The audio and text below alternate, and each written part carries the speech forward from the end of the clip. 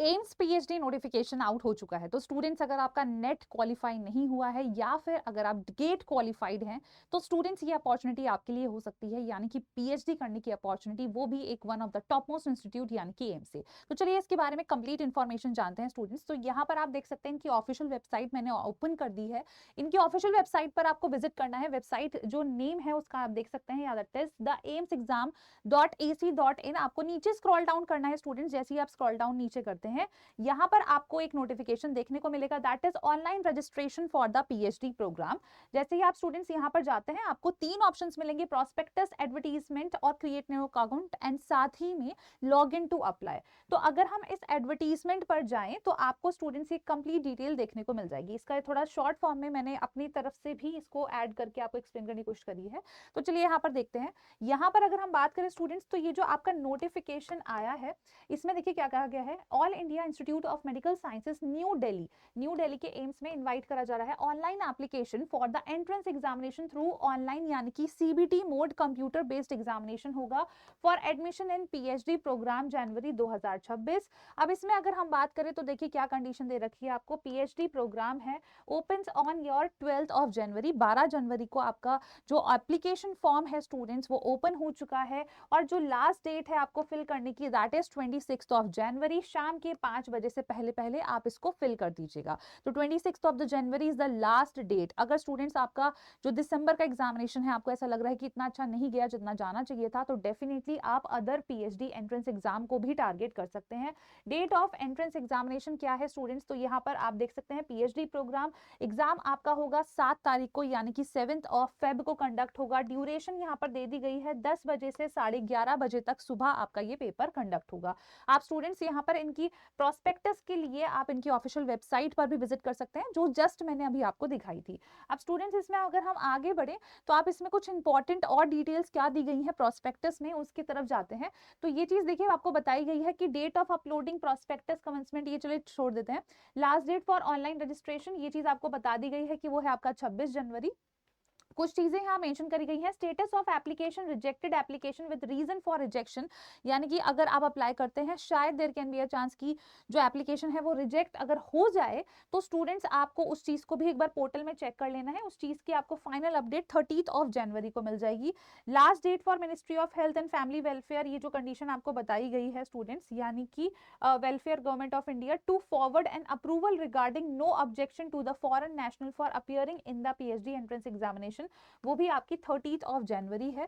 इसके अलावा अगर हम बात करें तो फाइनलाइजेशन जो होगा हमारे सेंटर का, अलॉटमेंट ऑफ रोल नंबर, ये सब और या एडमिट कार्ड, ये हमारा 4th ऑफ फरवरी तक हो जाएगा students. 4th of February is the date, यानी कि वेंसडे को। अगर हम बात करें जो आपका टेस्ट होने वाला है स्टूडेंट्स, वो 7th ऑफ फेब को होने वाला है, यानी कि सैटरडे को होने वाला है। अगर हम रिजल्ट की बात करें तो वो 24 से 25 फेब के बीच में आपका आ सकता है, यानी कि ट्यूसडे वेंसडे के बीच में आ सकता है। डिपार्टमेंट असेसमेंट अगर हम देखें स्टूडेंट्स, तो यहाँ पर यही चीज आपका मेंशन करी गई है। रिजल्ट, अच्छा ओके, रिजल्ट जो है स्टूडेंट्स वो आपका 17 फेब को आ सकता है, और जो डिपार्टमेंट असेसमेंट है वो 24 से 25 फेब तक होगा। रिजल्ट आपका स्टूडेंट 17 फेब को है।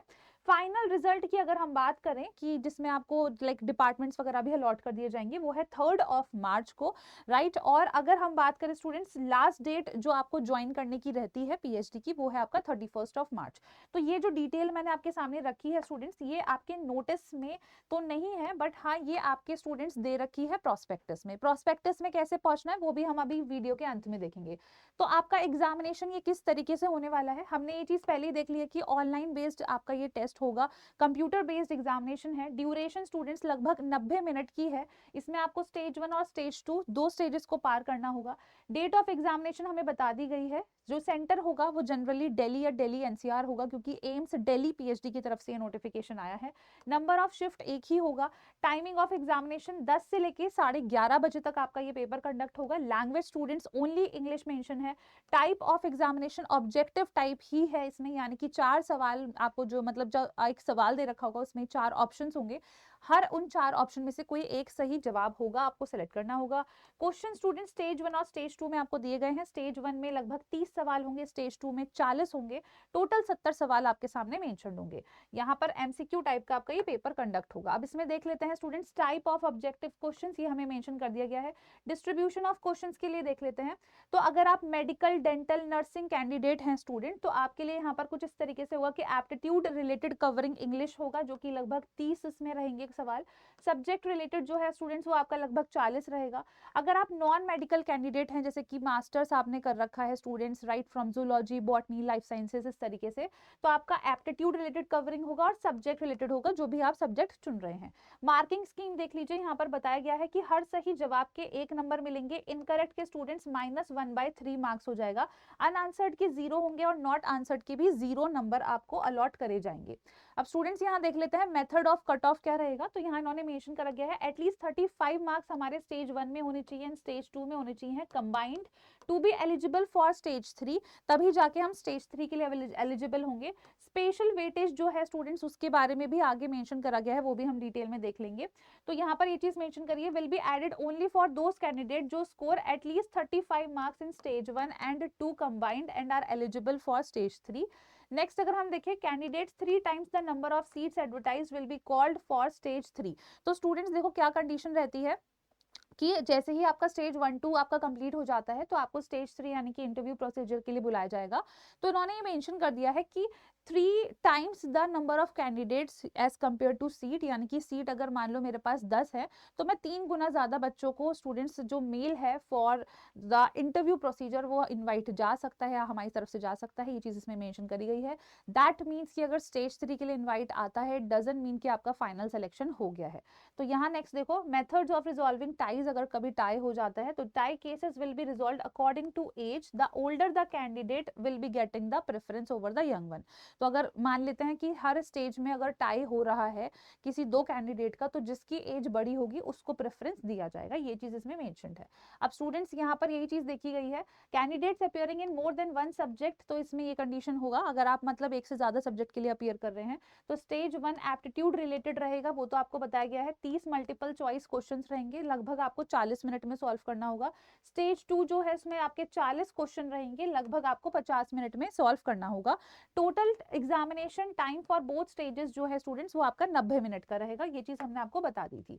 अब नेक्स्ट देख लेते हैं मेथड ऑफ सिलेक्शन। तो यहाँ आपको ये चीज पहले ही मेंशन करा गया है, स्टेज 1 और 2 आपको दोनों ही क्वालिफाई करना है। 1 में 30 नंबर का है और 2 आपका 40 नंबर का है, तो आपका हर एक जो सवाल है स्टूडेंट्स वो 1 नंबर का है, दोनों ही स्टेज 1 और स्टेज 2 में। तो स्टूडेंट्स ये अगर हम बात करें, टोटल ड्यूरेशन 90 मिनट्स का है, टोटल मार्क्स आपका इसलिए 70 बन जाता है। तो इस 70 में से लगभग आपको 35 तो इतना रखना है कि आप इतना स्कोर कर पाए। नेक्स्ट अगर हम बात करें, तो इसमें यहाँ पर यही चीज मेंशन है कि स्टेज 2 जो है और स्टेज 1 में क्या चीज आपको मिलने वाली है। तो एप्टीट्यूड रिलेटेड कुछ आपके एमसीक्यूज होंगे स्टूडेंट्स इंग्लिश में रिटन, जैसे verbal skills, biostats, research methodology, cell biology, lab technology, ये आपके स्टेज 1 में पूछा जाएगा। स्टेज 2 में स्टूडेंट सब्जेक्ट रिलेटेड रहेगा, कुछ थ्योरी बेस्ड कॉम्प्रोमाइजिंग एमसीक्यूज होंगे, MD, MS, MDS, MSc entrance level. तो अगर आप लोग एमएससी लेवल तक पढ़े हुए हैं, तो यस आपके उस मास्टर्स से जो भी रिलेटेड कंटेंट होगा, जो भी आपने सब्जेक्ट पढ़ा होगा, उससे रिलेटेड आपसे सवाल पूछे जाएंगे। एलिजिबिलिटी फॉर स्टेज 3 देख लेते हैं, candidate must score at least 35 marks, तो वही चीज बार बार इसमें इन्होंने मेंशन करी है स्टूडेंट्स। ऑलराइट, अब देखिए यहाँ पर मेथड ऑफ सिलेक्शन को स्पेशल वेटेज मेंशन था, तो स्पेशल वेटेज इसमें प्रक्रिया बता रखी है कि मेडिकल, डेंटल और नर्सिंग अगर आप डिपार्टमेंट के हैं तो क्या कंडीशन रहेगा। तो 10 marks will be added to the total score of stage 1 and 2 candidates who fulfil both of the criteria, यानी कि वो स्टेज 3 के लिए अगर एलिजिबल हैं और उनके पास एक मेडिकल डिग्री है, जैसे एमबीबीएस, बीडीएस, एमडीएस, इनमें से कोई सी भी डिग्री है। तो अगर आप नॉन मेडिकल कैंडिडेट हैं, यानी कि मास्टर्स पास आउट है, एमएससी कर रखा है, तो 10 marks will be added to total score for stage 1 and stage 2 for candidates who fulfilled both the following criteria. तो 1 दे रखा है they are eligible for stage 3, पहले आपको दे रखा है कि वो स्टेज 3 के लिए एलिजिबल हो जाएंगे, और दूसरी चीज they also have qualified in one of the following national entrance examination. तो आपको तब इसमें स्पेशल वेटेज मिलेगा, जैसे कि अगर आपका सीएसआईआर नेट क्वालिफाइड है तो आपको स्पेशल वेटेज मिल सकता है। आईसीएमआर, डीबीटीजे NCRF या फिर NBHM स्क्रीनिंग टेस्ट, इनमें से आपका कोई भी टेस्ट अगर क्वालिफाइड है तो आपको स्टूडेंट्स एम्स का जो टेस्ट होने वाला है या जो आप देंगे उसमें आपको एडिशनल बेनिफिट या स्पेशल वेटेज जो है वो भी मिलेगा। तो ये आपको ध्यान रखना है स्टूडेंट्स, ये पूरा क्राइटेरिया आपको यहाँ पर एक्सप्लेन कर रखा है। अच्छा, अब ये सभी चीजें जो है आपको कहाँ मिलने वाली है जरा वो भी देख लेते हैं स्टूडेंट्स।